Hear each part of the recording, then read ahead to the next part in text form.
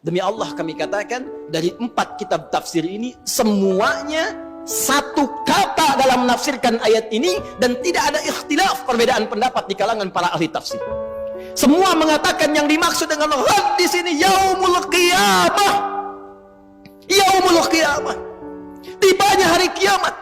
Tibanya hisab kita di hadapan Allah Subhanahu wa taala. Dalam bahasa bebasnya, tapi lugas dan tegas, seakan Allah ingin mengatakan, kalau besok kamu dihisab dari pergantian waktu yang telah kami lalui, dari masa yang telah kami berikan kepada kalian, dari setiap perganti tahun, tahun baru, kalau tiba-tiba besok kiamat, bekal apa yang telah kamu siapkan untuk menjunjung itu? Bekal apa yang telah kamu hadirkan untuk menghadapi hari kiamat? Umumnya setiap tahun berganti dan muncul penanggalan baru di bulan baru, di tahun yang baru. Sebagian aktivitas manusia ada yang melirik kepada waktu usia yang telah Allah anugerahkan untuk beraktivitas. Ada yang mengatakan saat ini saya telah berusia 15 tahun. Ada yang mengatakan saat ini saya berusia 20 tahun, 30 tahun, 40 tahun. Bahkan ada yang melebihi dari usia Nabi SAW saat diwafatkan Allah, kurang lebih 63 tahun. Apakah 70 tahun, 80 tahun, ataukah lebih daripada itu? Dan telah banyak di kisaran waktu yang Allah berikan, kesempatan yang Allah anugerahkan, kita isi dengan meragam aktivitas yang bahkan diiringi dengan perjuangan, keringat, darah, air mata, liku kehidupan yang telah dilalui, baik dalam kehidupan individual, di keluarga atau tingkat sosial yang lebih tinggi, dan segala aktivitas berdasarkan profesi yang telah bahkan tengah kita jalani. Dari sekian aktivitas yang telah kita lalui itu, ada satu ayat yang penting kita renungkan dalam Al-Quran. Dan ayat ini secara tajam disampaikan Allah tanpa banyak pembukaan, tanpa banyak iringan yang dalam bahasa manusia mungkin diawali dengan pengantar dan mukaddimah, tapi langsung ditujukan menghujam pada pertanyaan dasar yang dimintakan untuk diresapkan pada setiap jiwa-jiwa manusia, khususnya hamba-hamba Allah yang beriman, dari setiap pergantian waktu yang telah kita lalui, dengan pembuka dan informasi yang telah tadi kami sampaikan.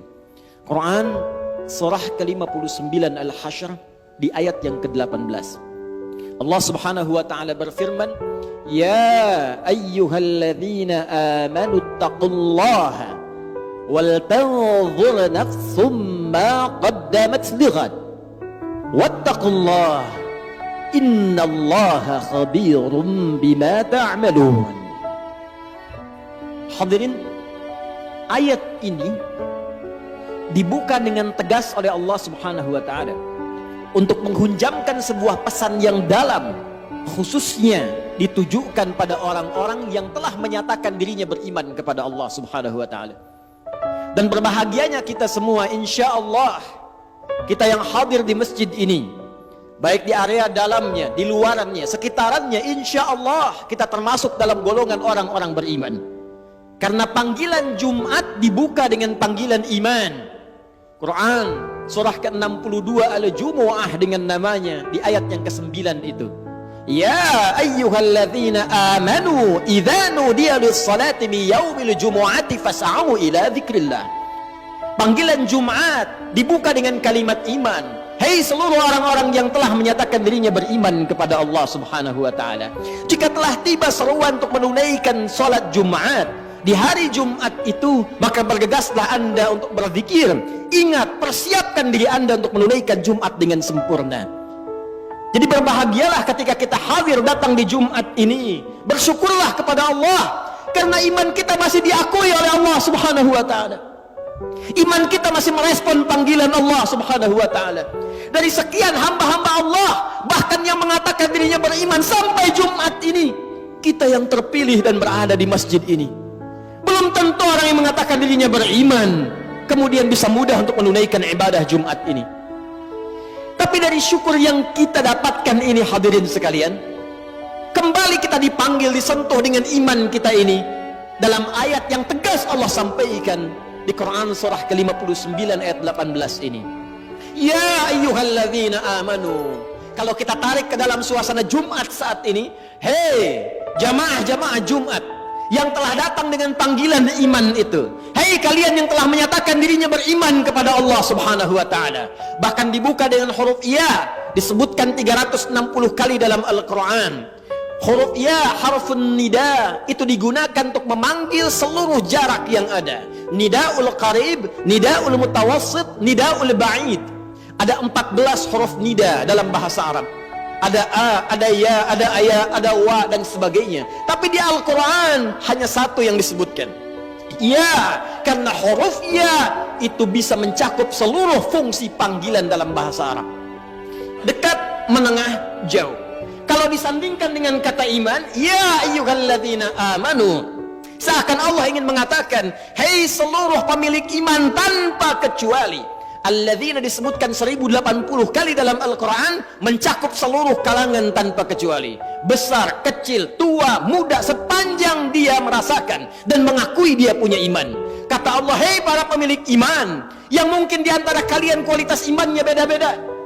Ada yang kalian imannya kuat sehingga kedudukannya merasa dekat denganku. Jangankan dipanggil dalam salat fardu, bahkan sebelum datang fardu tergerak menunaikan salat sunnahnya. Bahkan sebelum datang subuh sudah bangun untuk tahajudnya. Bahkan tidak menunggu Ramadan, Senin Kamis dia kerjakan sunnahnya. Ayamul bid dia tunggu-tunggu walau belum tiba waktunya. Yang dekat dengan Allah. Ada yang biasa-biasa mutawasit menengah, salat nunggu fardu, puasa nunggu Ramadan, tapi iman masih melekat dalam dirinya walaupun keadaannya di tengah-tengah hubungannya dengan Allah Subhanahu wa taala. Ada yang ba'id, mungkin merasa jauh karena maksiat yang banyak dikerjakan, tapi masih menunaikan salat walau terlambat, masih ingin mengaji Al-Quran walau kadang-kadang. Demi Allah saya katakan, sifat Rahman Allah menjadikan baik yang imannya kuat, menengah ataupun jauh disamakan oleh Allah Subhanahu wa taala dengan panggilan ini. Seakan Allah ingin mengatakan, saya tidak peduli sepanjang kalian masih ada iman dalam jiwamu dan datang memenuhi panggilanku, maka aku akan jadikan yang jauh aku dekatkan, yang menengah aku lekatkan, dan yang dekat aku semakin berikan kedudukan di sisiku. Maka berbahagialah ketika ada panggilan kita respon. Itu cara Allah untuk meningkatkan keimanan kita dan mendekatkan kedudukan kita dengan Allah Subhanahu wa taala. Karena itu, sebelum masuk kepada inti penjelasannya, Allah tegaskan dengan menggunakan kata ayyuha, disebutkan 150 kali dalam Al-Quran. Ayyunya munada berfungsi taukid untuk menguatkan pesan, haknya tanbih untuk mengingatkan. Seakan Allah ingin sampaikan, aku ingatkan ya, tanamkan pesan ini dalam jiwamu yang paling dalam. Ada hal yang penting yang akan aku sampaikan, yang dengan itu akan meningkatkan iman kalian dan mengangkat derajat kalian di hadapanku, kata Allah Subhanahu wa taala. Ya ayyuhalladzina amanu, hai semua orang yang merasakan beriman, mengaku beriman, baik hubungannya dekat, jauh atau menengah, ittaqullah, tingkatkan takwamu kepada Allah. Cek keadaan takwamu, cek kuota takwamu, cek pulsa takwamu, cek bekal takwamu. Kenapa ini penting kata Allah disampaikan? Inilah selanjutnya evaluasi tajam yang dihujamkan dalam hati kita. Perhatikan kalimatnya. Wal tanzur nafsum ma qaddamat lighad. Tingkatkan takwamu kepada Allah. Kenapa takwa ini penting ditingkatkan? Kata Allah, coba cek diri kalian yang telah lama menjalani kehidupan. Mungkin ada yang belasan bahkan puluhan tahun, bahkan lebih daripada batas kuota yang barangkali standar kehidupan manusia. Ada yang di atas 100 tahun. Kata Allah, coba dicek selama mengalami perjalanan hidup itu, setiap perganti tahun, datang tahun baru, datang tahun yang baru lagi, datang tahun yang baru lagi. Kata Allah, pernahkah terbersit dalam benakmu, dalam jiwamu, persiapan untuk menyongsong datangnya ghad? Pagi ini sebelum Jumat, saya ingin menguatkan informasi seputar ayat ini. Satu ayat saja. Saya baca 4 kitab tafsir tadi pagi. Dari mulai Tafsirul Quranil Azim karya Ibnu Katsir rahimahullah, Mafatihul Ghaibnya Ar-Razi, Al-Kasyafnya Zamakhsyari, sampai Tafsirul Wasitnya Muhammad Sayyid Tantawi. Demi Allah kami katakan, dari 4 kitab tafsir ini semuanya satu kata dalam menafsirkan ayat ini, dan tidak ada ikhtilaf, perbedaan pendapat di kalangan para ahli tafsir. Semua mengatakan yang dimaksud dengan ghad di sini yaumul qiyamah. Yaumul qiyamah. Tibanya hari kiamat. Tibanya hisab kita di hadapan Allah Subhanahu wa taala. Dalam bahasa bebasnya, tapi lugas dan tegas, seakan Allah ingin mengatakan, "Hei, kalau besok kamu dihisab dari pergantian waktu yang telah kami lalui, dari masa yang telah kami berikan kepada kalian, dari setiap perganti tahun, tahun baru, kalau tiba-tiba besok kiamat, bekal apa yang telah kamu siapkan untuk menjunjung itu? Bekal apa yang telah kamu hadirkan untuk menghadapi hari kiamat itu?" Karena itu semua mengatakan, diungkapkan dengan kalimat ghad. Bisa Allah menyampaikan, "Ya ayyuhalladzina amanu taqullaha wal tanzur nafsum ma qaddamat liyaumil qiyamah." Tapi kenapa Allah mengatakan ghad, yang dalam bahasa kita diartikan besok? Semua ahli tafsir mengatakan litaqrib, untuk menghunjamkan ke dalam jiwa kita rasa seakan itu, bayangkan kiamat kalau besok terjadi di hadapan kita. Bekal apa yang kita bawa? Duhai Anda yang hadir di Jumat ini, yang telah menghasilkan dan mengumpulkan dari sekian banyak waktu yang Allah berikan kepada Anda, ragam harta benda yang sudah Anda koleksi, rumah yang luas, kendaraan yang begitu membentang dengan ragam yang sangat luar biasa, pakaian yang bagus-bagus, perhiasan yang melekat di tubuh. Demi Allah saya katakan, kalau Anda wafat di hari ini, bagaimana hisab Anda di hadapan Allah Subhanahu wa taala? Kalau kiamat terjadi besok, apa persiapannya, kata Allah? Dan kiamat terkecil itu kematian. Kiamat terkecil kematian. Quran surah ke-32 di ayat ke-11. Qul yatawaffakum malakul mautil ladzi wukkila bikum. Katakan Muhammad sallallahu alaihi wasallam, setiap yang berjiwa itu satu saat akan tiba waktunya, datang utusan Allah malakul maut untuk memisahkan kehidupannya dengan maut itu dari kehidupan dunia menuju hisab persiapan akhiratnya.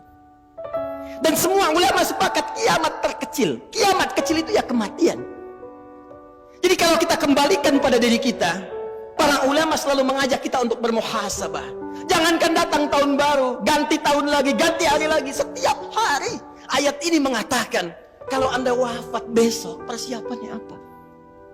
Bahkan kalau kita diwafatkan hari ini, apa persiapan hisab kita di hadapan Allah Subhanahu wa taala?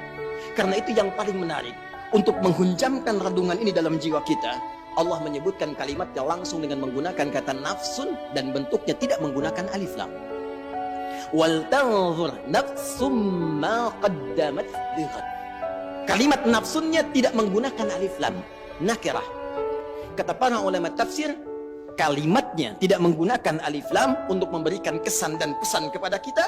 Kalau ingin bagus dalam introspeksi, kalau ingin benar dalam muhasabah, lepaskan dulu seluruh kecenderungan dunia kita, kemudian tanyakan pada hati kita yang paling dalam, sudah benarkah cara hidup kita sampai dengan detik ini? Itulah rahasianya kenapa di ayat ini kata nafsun tidak menggunakan alif lam. Seakan-akan Allah ingin mengatakan pada kita, coba merenung sejenak. Bukan dengan kembang api itu, bukan dengan petasan itu, bukan dengan pesta itu, tapi dengan jiwa Anda, dengan hati Anda, dengan kalbu Anda, dengan jiwa yang Allah berikan kepada kita. Cobalah kemudian sejenak saja, sepersekian menit kita diam sejenak, tanyakan pada jiwa kita, istafti qalbak, kemana hidup kita ini? Sudah benarkah puluhan tahun saya beraktivitas? Sudah benarkah puluhan tahun ini misi yang saya emban? Sudah benarkah jalan hidup saya? Bagaimana kalau sekarang saya wafat? Saya berikan rumus cepat. Kalau ada orang masih merasa kurang nyaman, gelisah, dan khawatir bila diwafatkan, di saat itu dia merenung, ini sudah fitrah menunjukkan ada kekurangan bekal yang ada dalam jiwanya, dan merasakan ada bekal yang kurang untuk dibawa pulang. Yang paling mencengangkan dan paling irasional, sudah tahu bekalnya kurang, sudah tahu yang kemarin itu masih banyak kurangnya, kok sisa yang diberikan masih main-main juga? Kok sisa waktu yang diberikan masih belum serius juga? Jadi kalau sampai Jumat ini, sampai detik ini belum mampu merubah kita untuk dekat dengan Allah, Anda butuh berapa Jumat lagi? Anda butuh berapa tahun baru lagi? Apa masih senang hanya dengan urusan dunia Anda rayakan, sementara besok kita berpulang di hadapan Allah Subhanahu wa taala? Ingat akhirat bukan meninggalkan dunia, tapi ingat akhirat mengarahkan anugerah dunia yang Allah berikan kepada kita supaya ditata menjadi kepentingan ibadah.